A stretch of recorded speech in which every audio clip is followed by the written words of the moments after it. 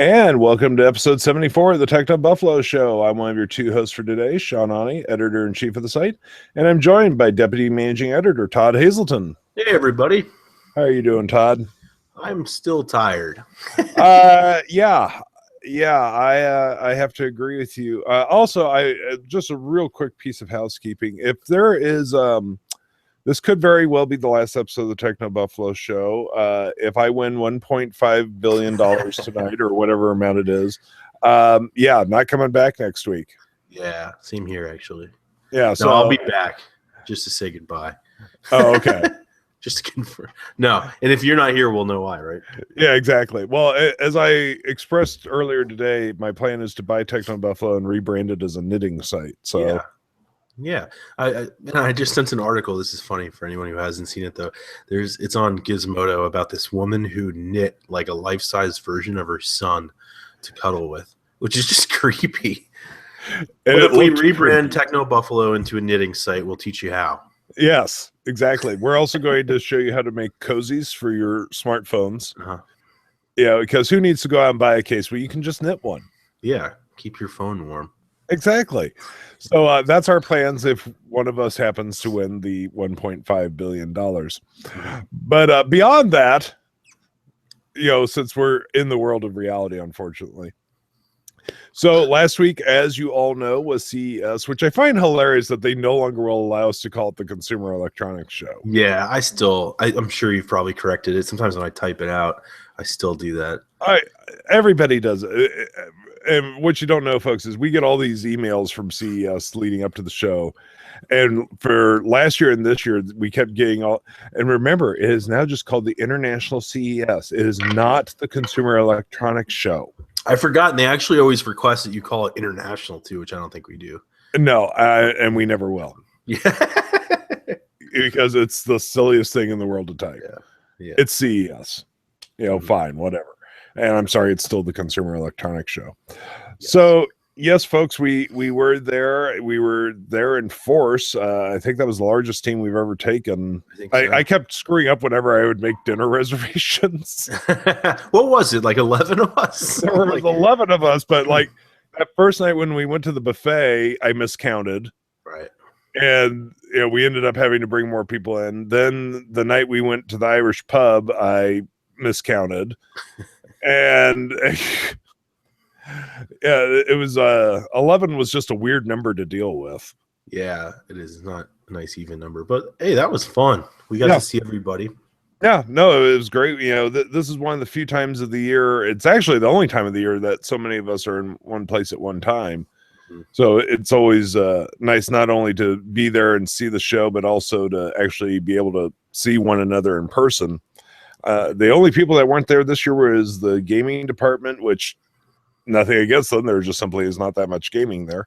And Killian, our UK writer. Right. But otherwise, all of us were there. And for those of you that have followed along in years past, yes, we did have a room under the stairs. Although we actually had, what was it, 4 rooms this year? Something like 4 rooms. I spent all of my time in one room, as did you, in the room under the stairs. We separated each other this time. I didn't stay under the stairs. There were some of us that wanted the quiet room under the stairs, and some of us wanted to be in the big room. And then we had a filming studio upstairs, and then we had a spare room that we were just using for voiceover work. Yeah. Which is hard to do when you're in the car stereo section, and about every 15 minutes, some idiot turns up the stereos. Yeah, it's like we're sitting there trying to write, edit video, do voiceovers, whatever, and all of a sudden in this area, someone will like try to prove how loud their speakers get, probably for sales or something. And they just hike it all the way up, like to the point where I'm like, I'm gonna have a heart attack. That was so loud. I find I normally don't listen to music while I work, but I put on my noise canceling headphones just to cancel out all the stereo. My wrists were vibrating on the table most of the day. Yeah, it's crazy. It was nuts. But so, folks, CES is over. And Todd, you wrote a great piece about the fact that CES so much this year wasn't about what we were seeing. Right. It was like the stuff. I think I said the stuff that matters at CES is stuff you can't see. And I was surprised. CES put that on their website, which was I know that surprised me too. That was the only one of our posts they put up. But it goes along with an editorial you wrote too. It was very good about the smart home and Uma and Echo and stuff like that, and how just all of these things combined. We would think like smart home are for the young and the hip and the people building new houses. Like, I got to be in on this. And now you were saying it's about the elderly too, who might need assistance with, say, calling 911.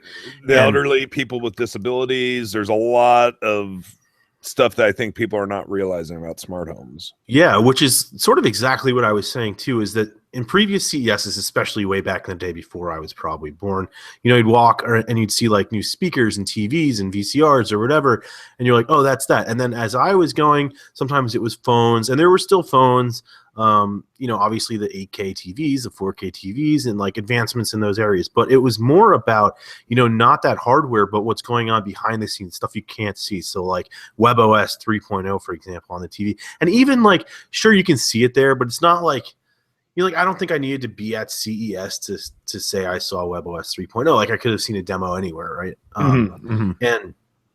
And just the advancements that we've had in the smart home, like you were saying, not just TVs. Where else are we looking? I mean, you look at refrigerators, maybe. Just things are getting smarter, and I hated to call it the Internet of Things, but the way everything talks to one another now, and that involves your TV and your smartphone and appliances and stuff like that. And of course, you can't see it. You can't see that technology just walking up and down the halls. It's like you could see it demoed, but it's with the software and the chips and the stuff behind the scenes that Intel and Qualcomm and all these other companies have been working on. And I think that's what was super fascinating to me. Yeah, what people don't know is I very rarely get out on the floor at CES because I'm so busy air traffic controllering, as they call it. And on the day you guys all were departing, I was still there. I did get out for an hour or two, and I went over and I saw the Samsung Family Hub, the refrigerator with the smart screen and all that, which I admit I made fun of all that week. And once I talked to him, I asked him one question. I go, now, when this refrigerator, for those that don't know, every time you close the door, the refrigerator takes a picture so you can see what was inside, so you can look without opening the door. The key to that, though, was that you can access those pictures on your phone, so when you're away from the home. So if you're at the grocery store, there is a use there. You can look at the picture and go, oh, I don't remember if we need eggs right now. Of course, the way they were demonstrating this was a very clean, organized refrigerator. I know. I was going to say, yeah. I'm like, unless there are also cameras in the back, you are in my refrigerator. You're never going to see everything. Yeah, exactly. Like stuff on the door and all kinds of. So it's not perfect, but it was an interesting idea, and I can see some uses for it. Mm-hmm. But I agree with you though, Todd. It was a lot about what we weren't seeing. We were being explained to about it, and they were running demos, but it was not a physical good. Right. Yeah. It's like it exists. The advancements exist on physical goods that arguably we've already seen, like 4K TVs. And I mean, at some point, I feel like we walk the show floor and you're like, okay, it's a big screen TV. I can't afford it. It's sharp, more colorful than I've ever seen before. Like my eyes can't comprehend the amount of colors and, stuff like that, where you're just like, okay, I get it. Yeah. Now I did go over to LG's booth. I checked out the 4K with HDR television. Yeah. And I will say this. So they had 4 of them on display, and they were showing 3, demos on 3 of them were showing demos that were just unbelievably crystal clear. Like there was a NASA shuttle launch that was just mind blowing. And then the 4th screen was showing Netflix's Daredevil, and it had this artifacting going on in it. I was like, what the heck? Why is this not clear? I kept looking, and so finally I walked over and I talked to a rep. I'm like, why is there artifacts on the Daredevil? He goes, oh, well, those were intentional by the show's creator. I went, wait a minute. I walked back over, I looked at it, and I studied it real hard.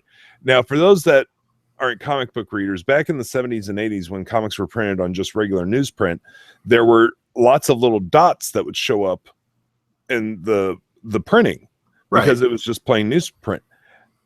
The show Daredevil, what you have not seen unless you've seen it in HDR, is there is a layer of little dots. No way. There is newsprint dots layered on that show.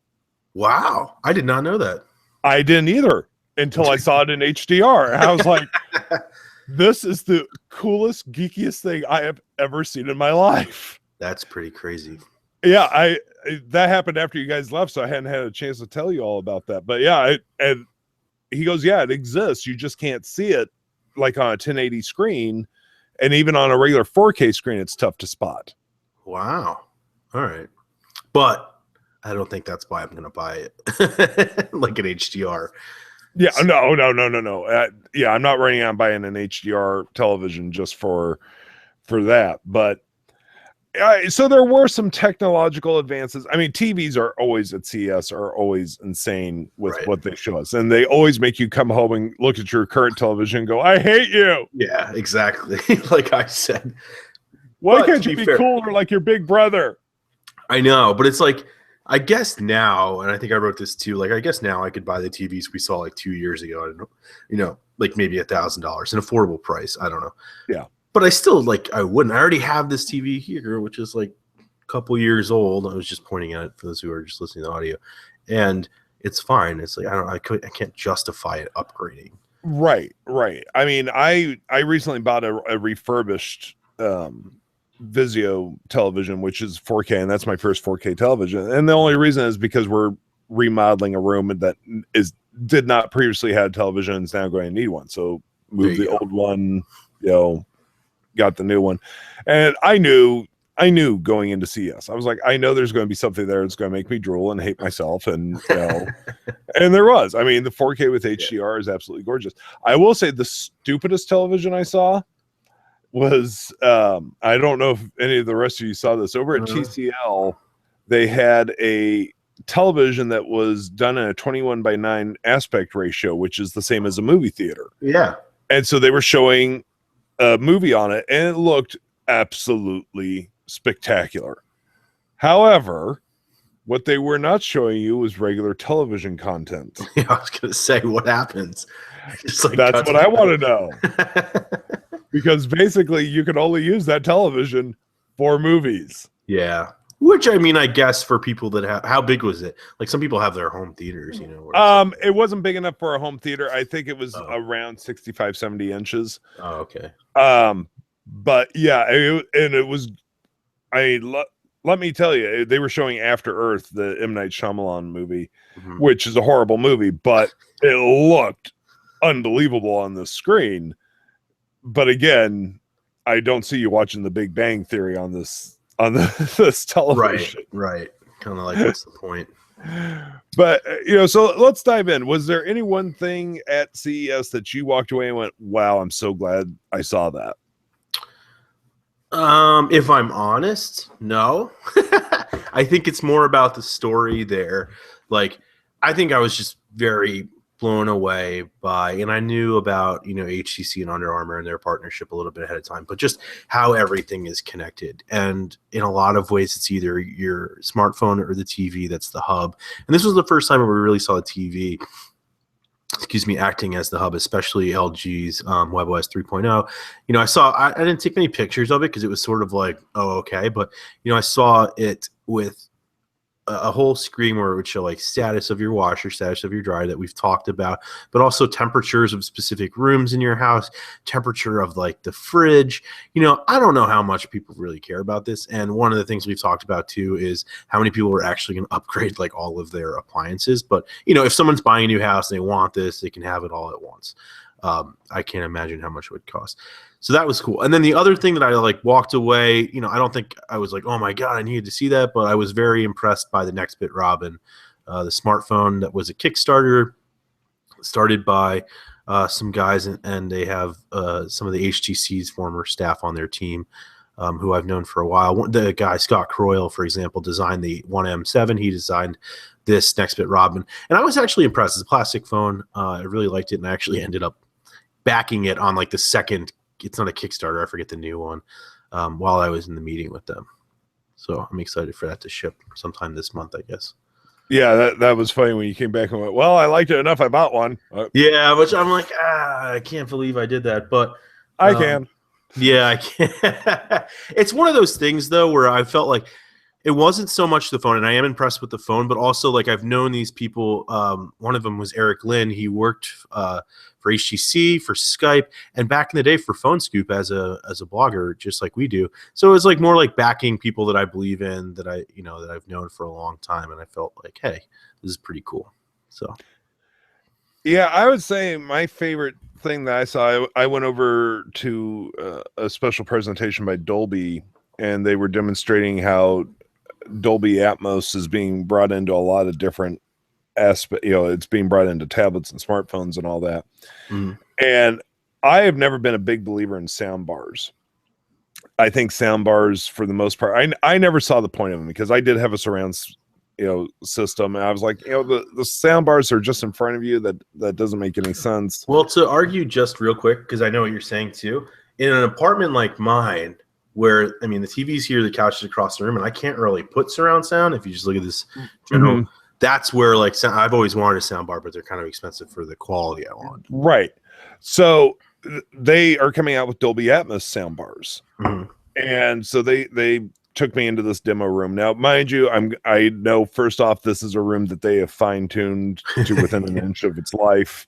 I understand that completely.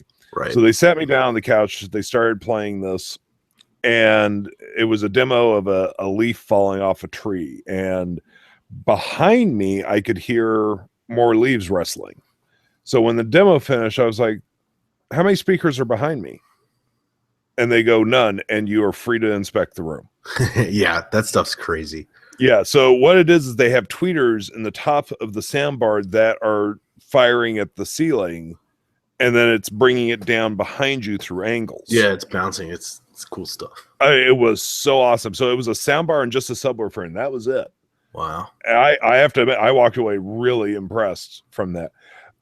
I will bring this up, though. So, of course, everyone's talking about VR. Dolby is doing some stuff with VR. And so, mind you, I'm going to talk about two VR headsets that, although I saw them at the Dolby demonstration, this is not Dolby's fault. So they had a Samsung Gear VR for me to try on and an Oculus Rift. Has anyone that designed a VR headset ever had to wear glasses while wearing one of these? I don't know. I felt so. I had to sit there, and for those of you listening on the audio podcast, you won't be able to really visualize this.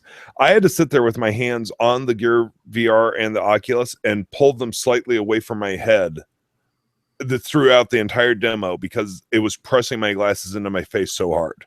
Whoa, that's annoying. I've never had glasses on while in the demos.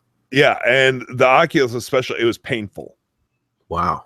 Yeah, when I walked out, I had to get my glasses cloth out and wipe all my face off the glasses. That's crazy. Now, but the Gear VR should technically work without glasses too, right? Because it has and I assume the Oculus, but it has the roller thing at the top. It wasn't pressed out far enough. And they might be adjustable. I fully realize that. However, in a demo situation, right. I couldn't sit there and fiddle with them completely. Right. Now, that being said, that was my first time finally getting to use an Oculus. And what they were demoing to me was concerts. Ooh.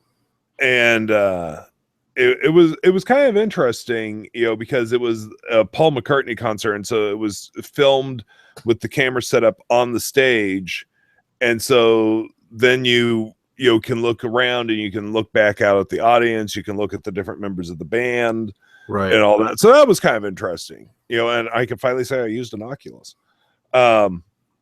Unfortunately, it wasn't a game though. I know that's where VR is truly, it's incredible. Yeah, I know. I wish I'd had time to go try a game somewhere, but not yet, unfortunately. I will. I think HTC had like a 4-hour wait at one point for the Vive. Now, I think that was for everybody at the show. I think we could have made appointments. And yeah. I think Jacob did. I knew he saw the new Well, at Oculus. PepCom, you could just walk up and try it. Right. Press. Because Roy and I took video of Jacob trying it. Oh, that's right. That's right. And came to the realization that nobody looks good wearing a VR helmet. Because when you're just watching somebody standing at a distance trying, doing VR, and they're looking all around with the helmet on, and they have no idea what's around them, it's just really odd looking. Yeah, and it's odd being that person because you feel like you're in another universe. Yeah, It's like transplanted. yeah, no, it was definitely proof of concept that you cannot look good while wearing a VR headset. Yeah, Can't happen. But no, it was an interesting show, and CES 2017 is only 51 weeks away. yeah, and here comes Mobile World Congress, which we just booked yesterday. Exactly. So, and that I would say phones at CES are 95% dead. Yeah. Yeah, I think the day of the phones at CES is dead, and I think everyone's holding out for next month at MWC in Spain. Mm-hmm. Unfortunately. But yeah, it comes so quick. You're just like all of a sudden here we are, But that's good. After Mobile World Congress, we have a little break until IFA in September, and it all starts all over again. Yay! But of course, don't forget, we've also got in there Google I/O, WWDC. Oh, right. Yeah, that is true. Nothing like starting the And year. Google I/O, the dates were just announced yesterday. We didn't. They didn't send out press invitations yet, but what are they? I don't remember. It's middle of May, I believe. Yeah, May 18th to 20th. So the 18th is going to be the big one you want to follow for Android news and stuff. Exactly.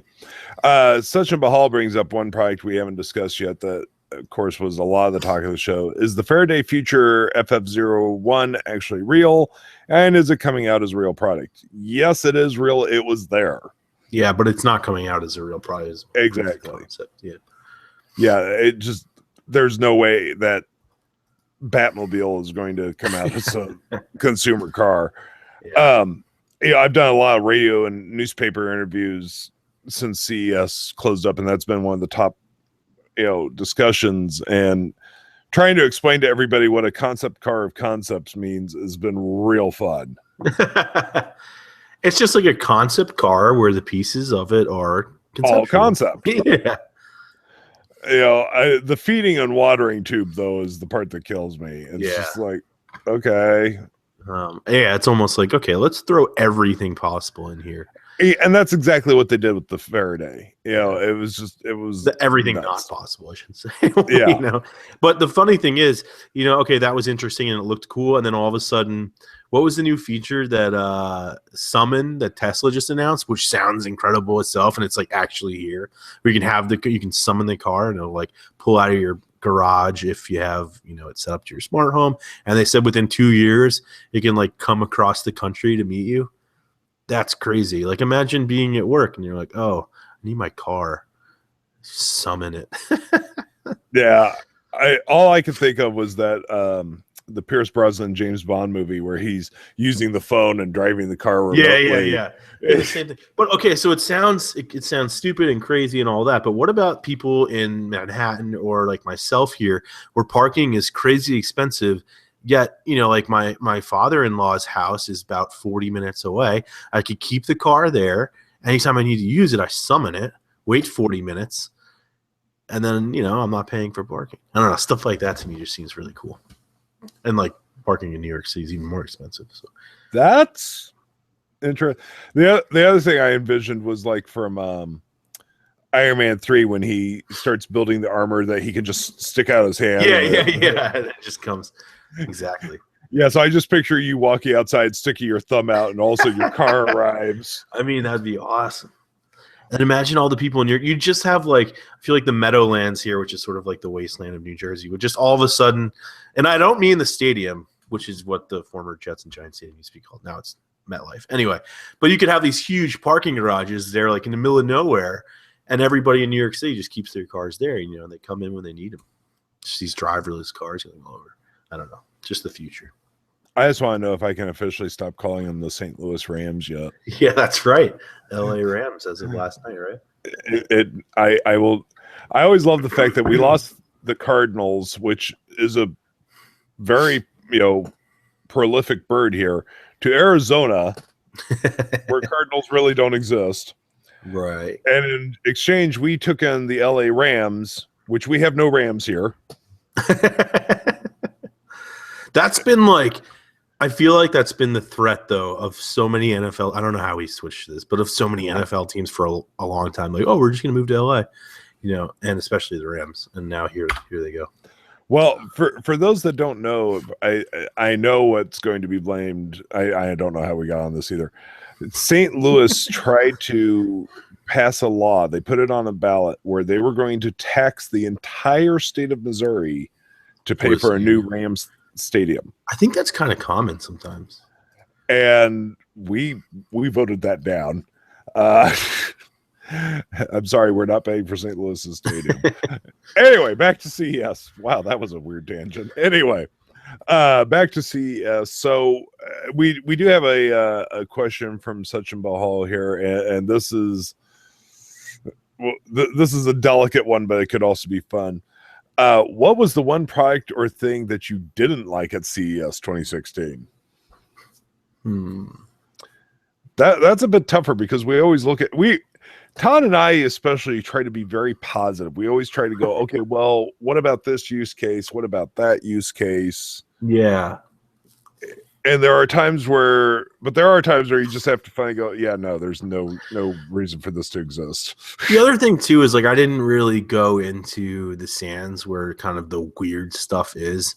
We had our other guys go there. I mean, you and I spent a lot of time asking people to go places.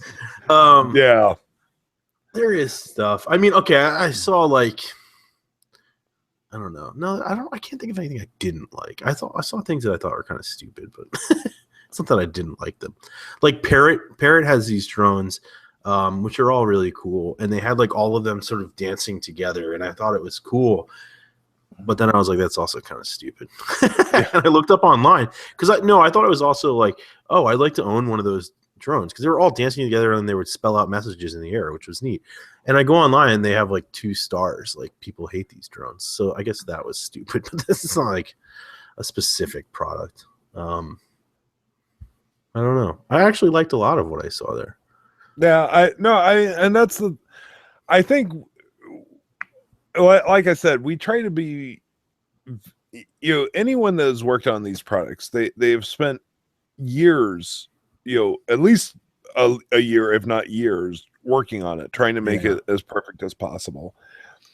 And unless it's just a complete knockoff, which actually I'll bring that up in a second. Yeah, I was going to say. Yeah, unless it's a complete knockoff and the FBI raid you on the show floor, that was amazing.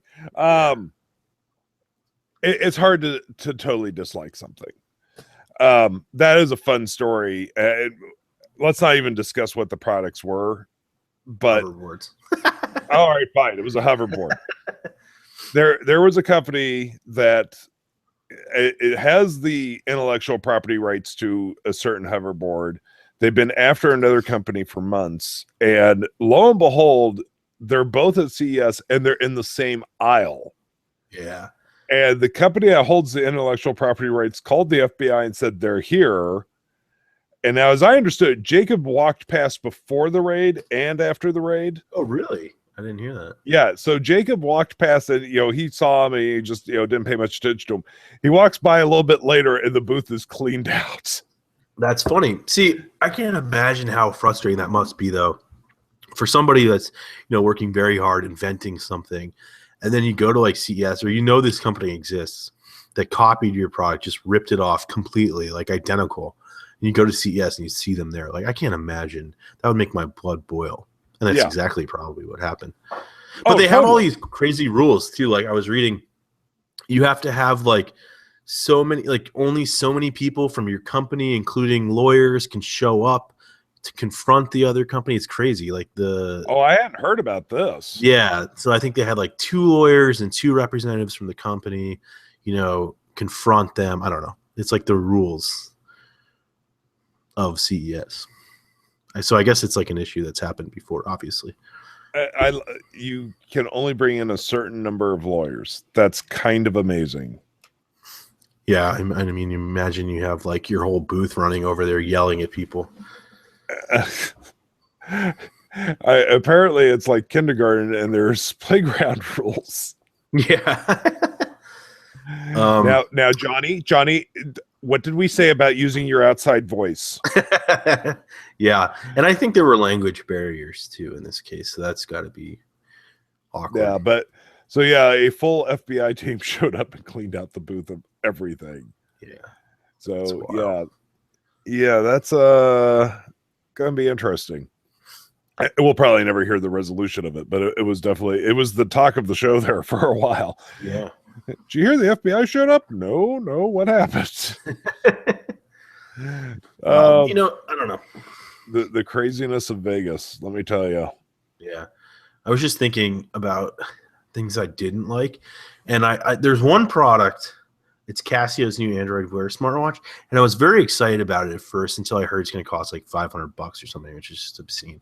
But this brings me to like, it's not something I saw. It's not that I didn't like that, but I went to the booth for like a demonstration, and all too often this happens at CES and all the other shows. You have these people that have been trained for like 10 minutes, it feels like, to demo these products for the press. And it's very awkward, like, because they have no idea what they're talking about. And they're, going through this thing, and I was like, oh, how does this work? How does that work? Like, how much battery life does it get? And they were like, oh, 7 hours. 7 hours of battery life, like either that's incorrect or it's just obscene. Why is this even coming to the market? Mm-hmm. And they say like, so it's Android Wear and digital, so it has a month of battery life if you just leave it on digital, but 7 hours of battery life?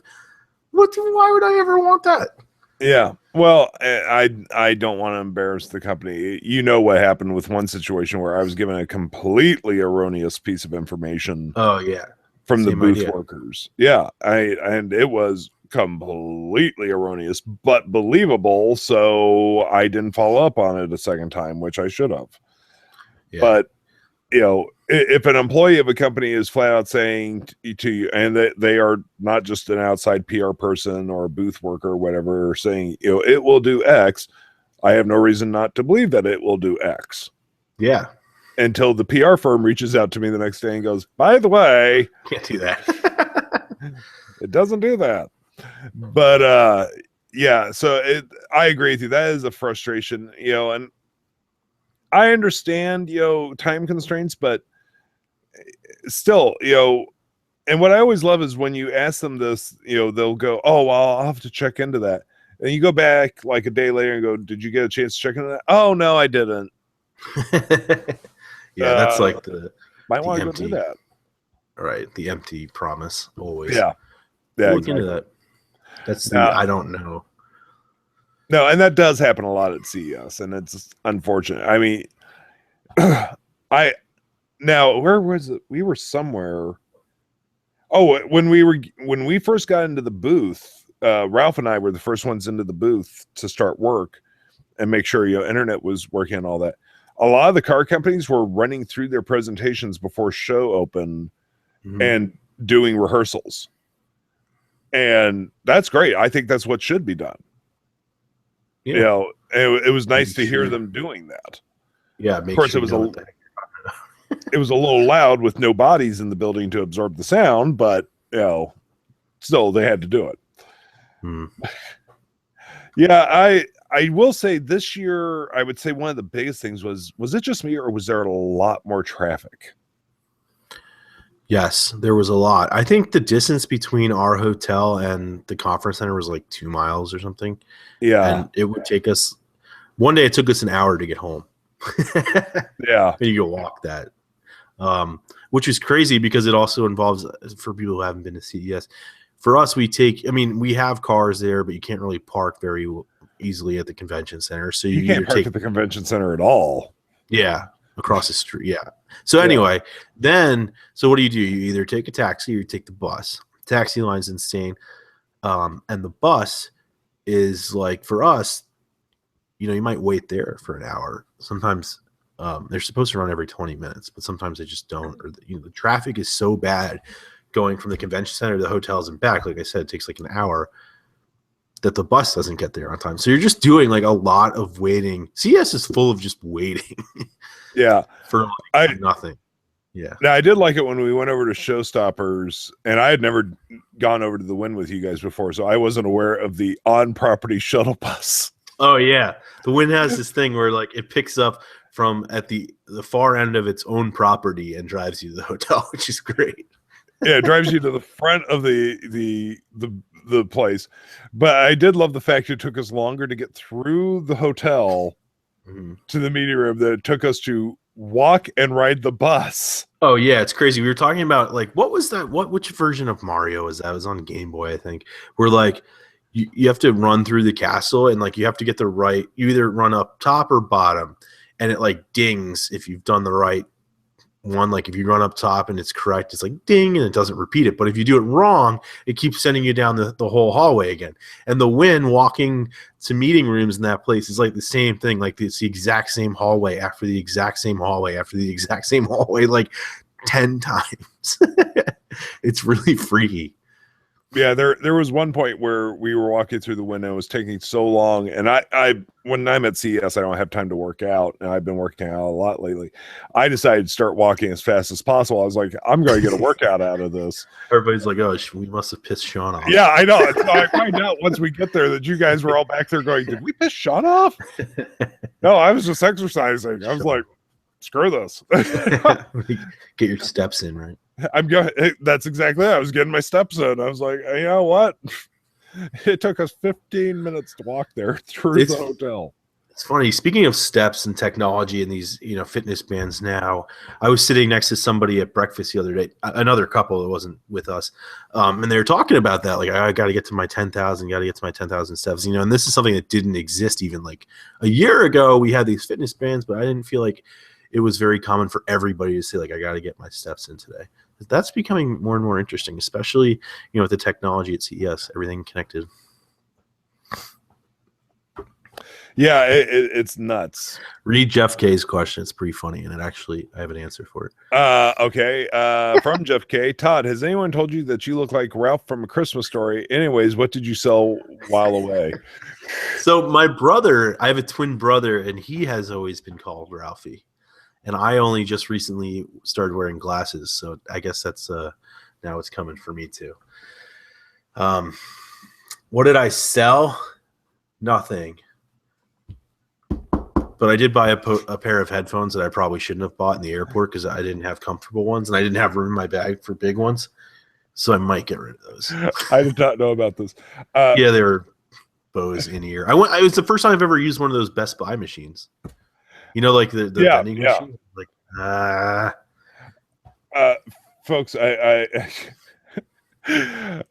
I've just received a message from Joey, our gaming editor, stating, Sean, I'm sorry, I have to take the rest of the day. And that's followed by the news that One Direction is splitting up. Oh, no. Yes. And he replies that sorry, I can't be here right now. So. Oh, man, I feel his pain. Oh, no. Are they going? So it's not One Direction anymore, right? It's like multiple directions. There you go. You hit the nail on the head. Dispersing. And he Joey just added, it looks like they went in separate directions. Yeah, exactly. Jeff, I did see the EHang 184 human-sized drone, by the way. Let me steal that question. That thing looked awesome. If so, did they say anything about furthering weight capacity it could hold? I didn't. I honestly just went there to take a picture of it, like for myself, and to say, hey, I saw this. Roy, our managing editor, picked up the brochure, which might have more information on it. But I really just want to see this thing. It's this drone that can carry humans, like 5 to 10 miles. So, just hop in it and go somewhere, I guess. But it looked cool. Yeah, I mean, so freaky though. I don't think I could get it. I could never get in. Well, first off, I'm over the weight limit. But secondly, the idea of self-driving cars, I can kind of get behind. Getting into an autonomous drone, to me is like, well, you remember in Futurama the suicide machines? Yeah. That's what it would feel like to me. No offense to EHang, I hope it works. Not for me. Yeah. I mean, I guess the funny thing is these days, like planes can kind of fly themselves, right? Like a pilot's there, but There was at one point in my flight the other day that you know how they now block off the access to the cabin so they can come out and go to the bathroom. Yeah.